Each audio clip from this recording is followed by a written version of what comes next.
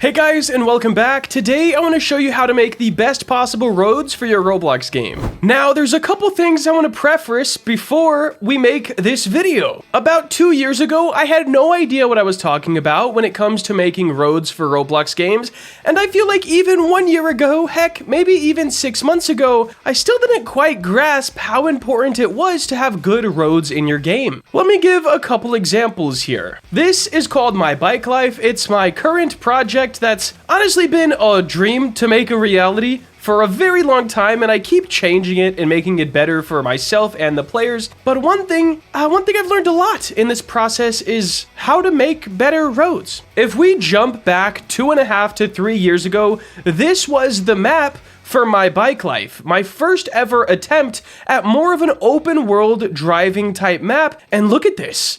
These roads are horrible. Heck, the game is tiny for being a game all about sort of open world driving. So we scrapped this. I restarted at least 2 times, and then we got here, which is miles and miles better, but it still has a few flaws, and one of those is the roads. These look absolutely amazing. Everything looks good, but they're not fun to drive on. And I'm just now starting to realize why. I have started remaking the roads, and here is what I have so far. As you can see, multiple different heights, different lane sizes you can be on ramps, off ramps, ramps to jump off of the top, land on the bottom. Guys, there is a lot of stuff that goes into making roads, and I never knew it until recently, so let's jump in. The first thing you need to start making good roads is a diverse road pack. Now, myself and RoboCrafter made this one, and it's not open to the public, but there is plenty of road packs if you don't want to build your own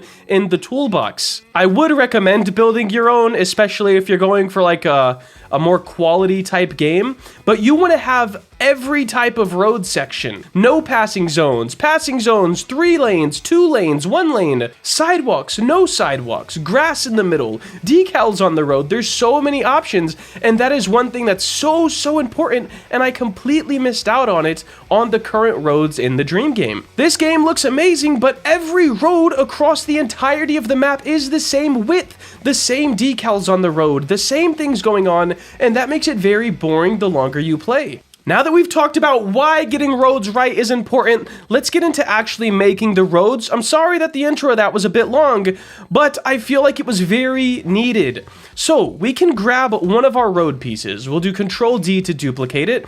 And there are 2 plugins that I used every single time I'm making roads. One of them I've talked about a lot on this channel. It's called Archimedes. I'll have it linked down below, and I believe it's still a free plugin. What this does is lets you angle parts off of one side of your object. So we'll just click around until we find the side we want. There we go.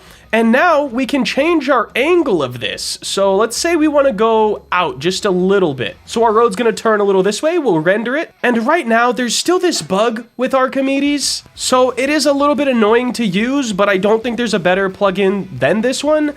After you click render, you have to hit Control Z, and then it fills in the gaps. And then render, Control Z, render, Control Z. And yeah, it's a little glitchy, but it's still the fastest way to get things done. And then the other plugin is this one, SBS. It's like a selection thing, and it's a way better F3X type deal. So if I click on this, we'll close Archimedes for now. I can go to this and click Resize World, and then I can stretch this road out. So now we have this nice turn and then a straight. We'll close this and we'll go back to Archimedes, and we can turn again. Let's say we want to turn it a little bit harder this time, maybe somewhere around here. And then just making sure we're clicking Control Z after every render. Oh, it's fixed. I don't have to do it now. It's a little bit buggy, but it's all right. And then after we have that turn, we can go back to our SBS, Resize World.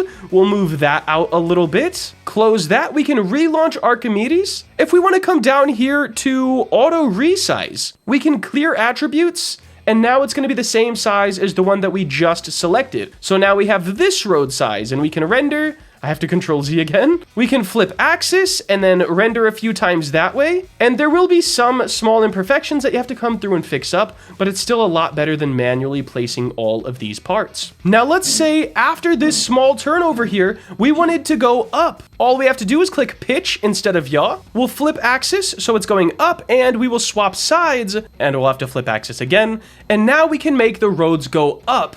It's so important to have height variations and different things happening on your roads, guys. We'll flip axis again so it's back to flat. Now, I definitely wouldn't do something like this in your game, but you get the idea. You can set height variation, you can do angles, turns, hills, everything you need to do to make good roads.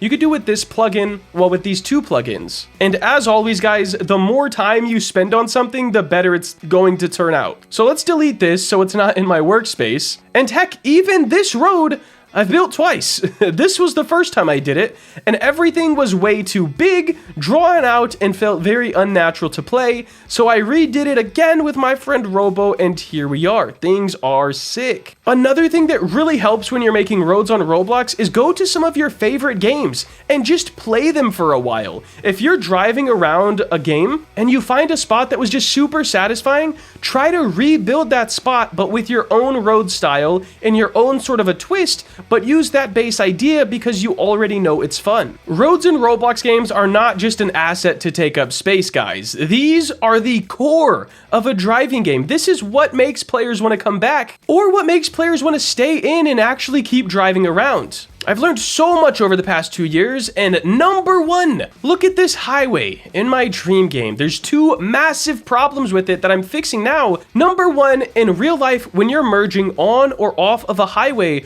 you can keep most of your speed or speed up to get onto it. In my game, you have to do a 90-degree turn, which means fully stop and turn 90 degrees. The next thing that's horrible with this highway is it's the same thing all the time, especially when you get over the water. There's nothing that keeps a player intrigued. Look at this, guys. You're stuck on whatever side you got onto, and it's the same thing over and over again. No bridges, no jumps, no variation, just nothing to keep a player excited. And at the base, I thought this was great, a long highway people could play on, but genuinely driving on it, it's not there for anybody. So I guess my 3 main tips to take away from this video: take your time on roads, don't treat them like just something players can drive on. Treat them like the lifeline of your game. Make sure they're fun. Make sure it's not one straight line for too long. And definitely make sure there is variation, guys. I've got tunnels.